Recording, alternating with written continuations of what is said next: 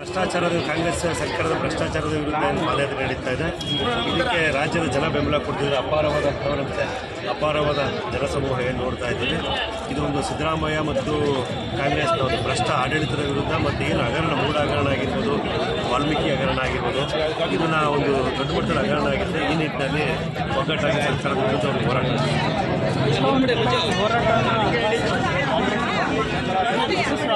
ಕಾಂಗ್ರೆಸ್ ಅವ್ರಿಗೆ ಜೀರ್ಣಿಸ್ಕೊಳ್ಳೋಕೆ ಆಗ್ತಾ ಇಲ್ಲ. ತಪ್ಪು ಒಪ್ಕೊಂಡಿದ್ದಾರೆ ಮುಖ್ಯಮಂತ್ರಿ ಕೂಡ. ಈ ನಿಟ್ಟಿನಲ್ಲಿ ಅವರು ಅಪಹಾಸ್ಯ ಮಾಡಿ ಸಹಜ ಅವ್ರು ಗೇಲಿ ಮಾಡಿ ಈಗ ರಾಜಕಾರಣ ಮಾಡುವಂಥ